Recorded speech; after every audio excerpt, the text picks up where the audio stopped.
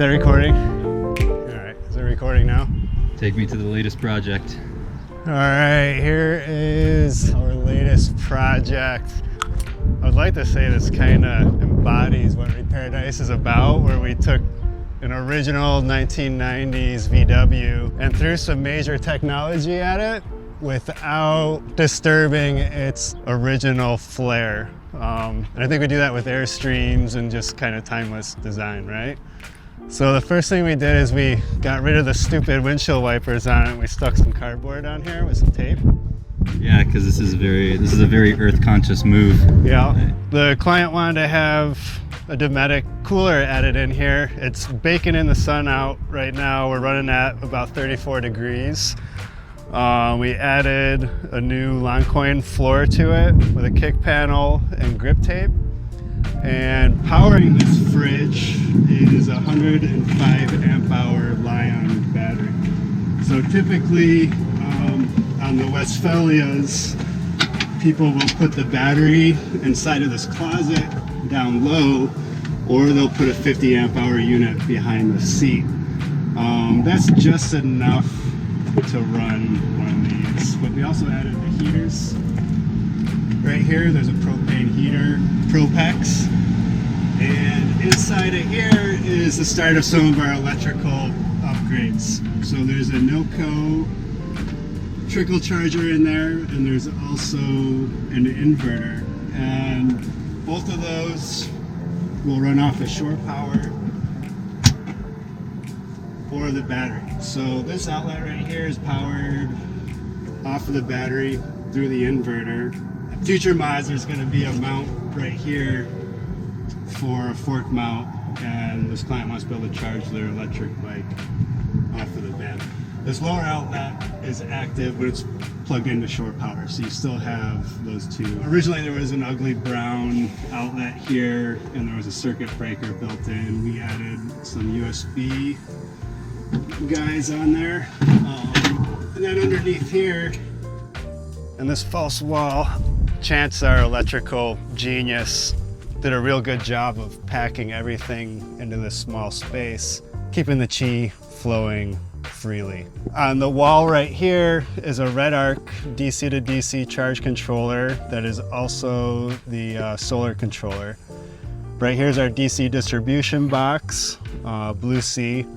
Then we've got our Victron smart battery monitor and low voltage disconnect. And right here is the 100 amp hour battery bank. Keeping this cooler nice and frosty right now in the sun. And we do have it hooked up to a Zamp 140 amp hour portable suitcase panel we'll go take a look at in a second.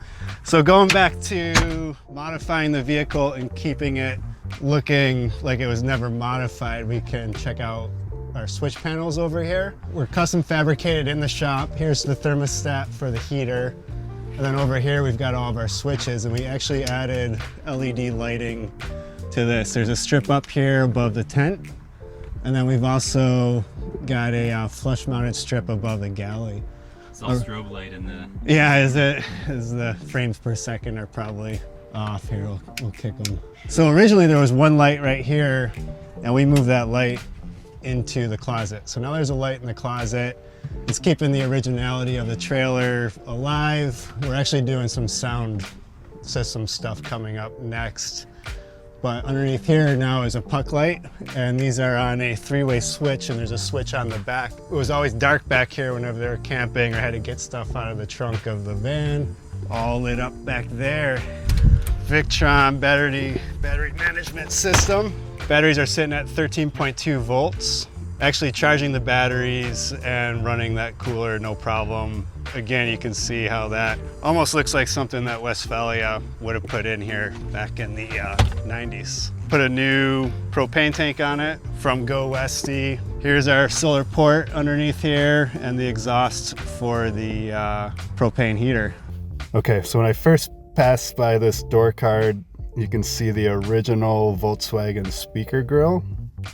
Behind that is a focal mid-range speaker. So we put LED lights underneath the dashboard, and in the location of the original light that had a little rocker switch, we made a little blank plate with a power switch on that. So there's good light in the footwells.